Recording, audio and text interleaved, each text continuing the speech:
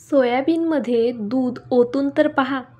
10 रुपयामध्ये घरीच बनवा ही अप्रतिम रेसिपी आणि कितीतरी पैसे वाचवा.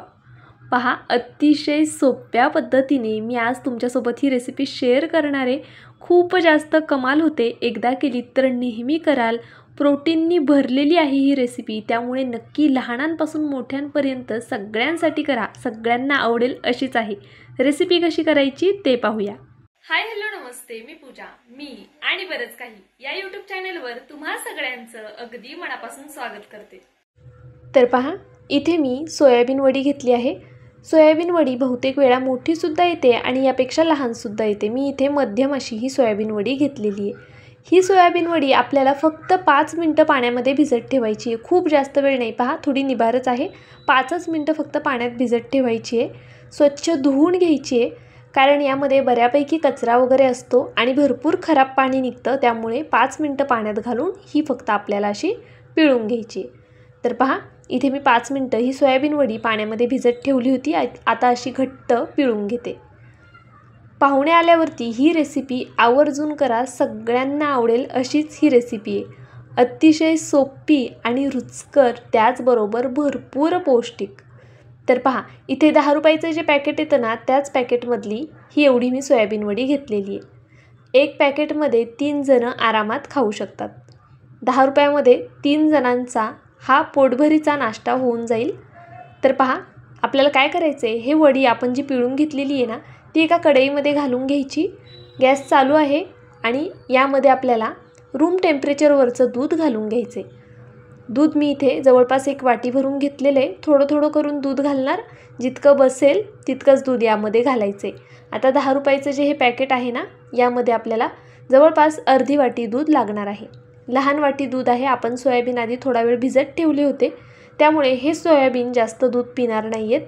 तर पहा, गॅसची फ्लेम मीडियम आहे. मीडियम फ्लेमवरती मी असं थोडं थोडं करून दूध ओतते आहे आणि हे छान असं मिक्स करून घेते आहे. तर पहा, इथे मी जवळपास अर्धी वाटी दूध यामध्ये घालून घेतलं.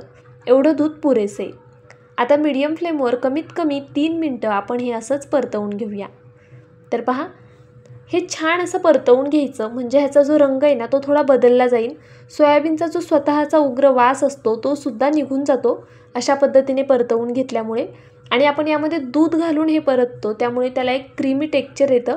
त्यामुळे मुळातच ही रेसिपी खूप रिच वाटू लागते. तर पहा, इथे छान डाग पडेपर्यंत मस्त परतून घेतलेलं आहे मी. हे छान असं परतलं गेलं आहे. आता आपण गॅस बंद करूया आणि हे सोयाबीन थोडे थंड होऊन देऊया. थंड झाल्यानंतरच पुढची प्रोसेस करूया. तुम्हाला माझा व्हिडिओ थोडा जरी आवडला असेल तर प्लीज व्हिडिओला एक लाईक करा. चॅनलला सबस्क्राईब करा. सबस्क्राईब केल्यानंतर बेल आयकन प्रेस करायला विसरू नका. ऑलवर क्लिक करा, म्हणजे माझ्या प्रत्येक व्हिडिओचं नोटिफिकेशन सगळ्यात आधी तुम्हाला येईल. हाईप या ऑप्शनवरती क्लिक करून जे काही पॉईंट्स असतील ते द्यायला मात्र विसरू नका.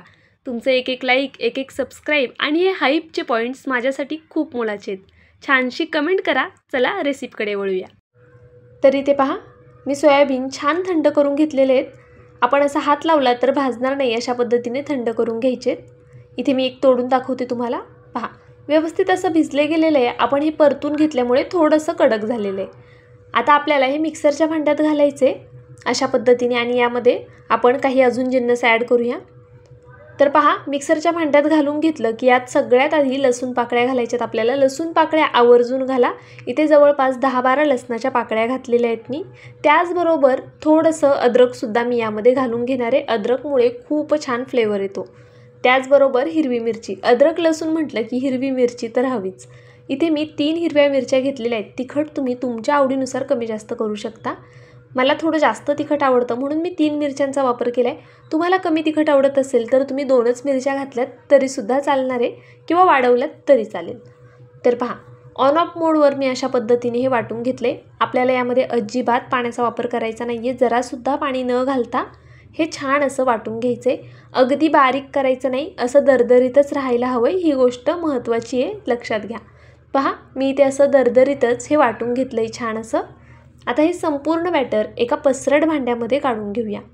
आता यापासून काय करायचं ते पुढे सांगते मी तुम्हाला. पहा, सगळ्यात आधी हे छान असं मी काढून घेतलं की यात अगदी बारीक चिरलेला कांदा घालायचा. छान कांदा बारीक कट करून घेतला आहे. मीडियम साईजचा एक कांदा इथे मी वापरलेला आहे.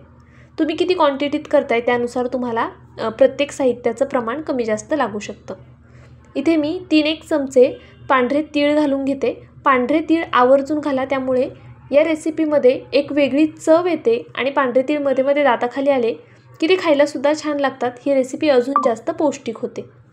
पहा, चवीनुसार मीठ ॲड केलं. त्यानंतरनं थोडीशी हळद घालायची आपल्याला आणि अगदी थोडी धना पावडर घालायची. जवळपास अर्धा चमचा धना पावडर इथे मी घालून घेतली. त्याचबरोबर कट केलेली कोथिंबीर घातली. आता हे सर्व छान असं मिक्स करून घेऊया. तर पहा, हे सर्व मसाले छान असे एकजीव झाले पाहिजे सोयाबीनमध्ये. त्यामुळे आपण आधी हे मिक्स करून घ्यायचं आणि त्यानंतरनं बेसन पीठ ॲड करायचं. तर पहा, अशा पद्धतीने इथे मी 1 वाटी बेसन पीठ घेतले, पण एकदम घालायचं नाही. या बॅटरमध्ये जर खूप जास्त पीठ झालं ना तर हा पदार्थ खायला एवढा छान लागणार नाही. जितकं बसेल, जितकं पाणी ते ऑब्झर्व करून घेईन ना बेसन पीठ, तेवढंच आपल्याला यामध्ये बेसन पीठ घालायचं आहे.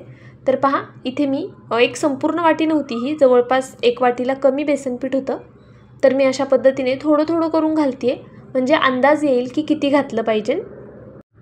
तर पहा, पुन्हा मी 2 चमचे इथे बेसन पीठ घातलं आणि हे सर्व छान असं मळून घेते. आता अगदी अशाच पद्धतीने तुम्हालासुद्धा करून घ्यायचे. हवं असल्यास तुम्ही थोडंसं कॉर्नफ्लॉवरसुद्धा ॲड करू शकता, पण खरं तर या पदार्थाला ना कॉर्नफ्लॉवरची गरज नाही आहे. त्यामुळे फक्त बेसन पिठामध्ये आज आपण ही रेसिपी तयार करतो आहे. पहा, अशा पद्धतीने हातावरती थोडं दाबून पाहायचं. हे असं एकजीव होऊन येते, म्हणजे याला बेसन पीठ एवढं पुरेसे. आता आपल्याला काय करायचं आहे, हाताला थोडं तेल लावून घ्यायचं, म्हणजे हे पीठ चिकटणार नाही आपल्या हातांना. आणि त्यानंतरनं असं बघा, थोडासा छोटासा गोळा घ्यायचा आणि हातावरती हा छान असा एकसारखा करून घ्यायचा आधी. त्यानंतरनं याला आपल्याला चपटं करून घ्यायचे. पहा, अशा पद्धतीने. आता तुम्ही हे असेच कटलेटसुद्धा याचे करू शकता, पण मी आज तुम्हाला थोडी वेगळ्या आकाराचे कटलेट दाखवते आहे.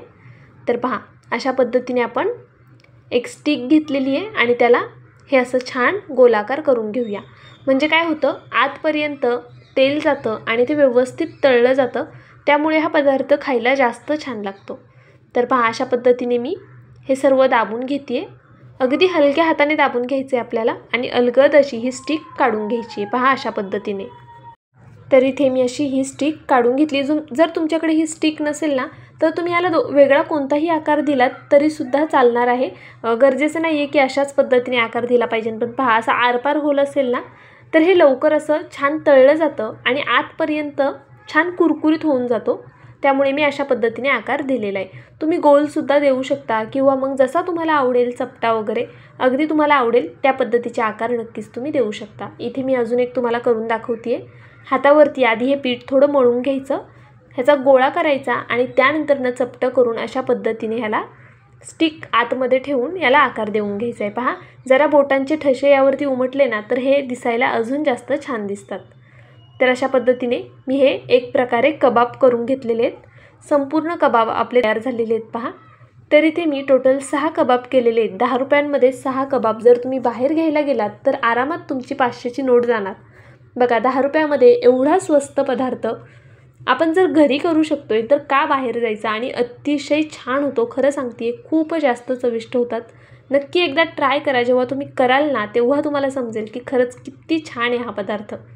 तर पहा, इथे मी गॅसवरती तेल गरम करण्यासाठी ठेवलं होतं. तेल छान गरम झाल्यानंतरनं गॅस मिडियम करायचा आहे. मिडियम फ्लेमवरच आपल्याला तेल गरम करून घ्यायचे. त्यानंतरनं यामध्ये एक एक करून हे कबाब सोडून घ्यायचे. गोल्डन सोनेरी रंग येईपर्यंत हे कबाब तळून घ्यायचे. छान असे कुरकुरीत होऊन द्यायचे. जर तुम्ही रंग हलका असताना हे काढलेत ना तर हे मऊ होणार, कुरकुरीत होणार नाही आतून.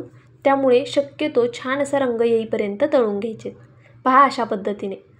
ह्याच्या बुडबुडे जे आहेत ना ते थोडे कमी झाले की हे कबाब झाले असं म्हणायचं. मीडियम फ्लेमवरच आपल्याला हे तळायचे. गॅस जर बारीक केलात तर हे कबाब तेल जास्त पितील. त्यामुळे गॅस बारीक करायचा नाही आहे. मीडियम फ्लेमवरच अशा पद्धतीने कमीत कमी 3 मिनटं तरी आणि जास्तीत जास्त 4 ते 5 मिनटं हे कबाब होऊन द्यायचे. आजपर्यंत बेसन पीठ शिजलं गेलं पाहिजे, त्याची काळजी घ्या. तर पहा, अशा पद्धतीने मी दोन्ही बॅच तळून घेते. कढईमध्ये जितके बसतील तितकेच सोडा एका वेळेला. जर जास्त गर्दी केली तर हे कबाब तुटू शकतात. त्यामुळे शक्यतो जितके बसतील तितकेच एका वेळेला सोडून घ्यायचे. तर पहा, इथे झालेले आहेत. आपण हे काढून घेऊया. किती मस्त तीळसुद्धा दिसतात ते पहा. आणि तीळसुद्धा खूप पौष्टिक असतात, त्यामुळे मी यामध्ये तिळाचासुद्धा वापर केला आहे. पौष्टिक असे हे कबाब आपले तयार झालेले आहेत. तुम्ही हे कोणत्याही प्रकारच्या चटणीसोबत खाऊ शकता. खरं तर हे कबाब नुसते असेच खायलासुद्धा खूप छान लागतात, चहासोबतसुद्धा मस्त लागतात. पहा, एक तोडून दाखवते. अप्रतिम झालेले आहेत. व्हिडिओ इथपर्यंत पाहिलाच आहे. थोडा जरी आवडला असेल तर प्लीज व्हिडिओला एक लाईक नक्कीच करा. नवीन असाल तर सबस्क्राईब करून घ्या. व्हिडिओ कुठून पाहताय ते सुद्धा प्लीज मला कमेंट करून नक्कीच कळवत जा. माझा व्हिडिओ संपूर्ण पाहिलात त्याबद्दल खरंच खूप मनापासून धन्यवाद. उद्या पुन्हा भेटूया अशाच एका छानशा रेसिपीसोबत. तोपर्यंत bye. Thank you so much for watching.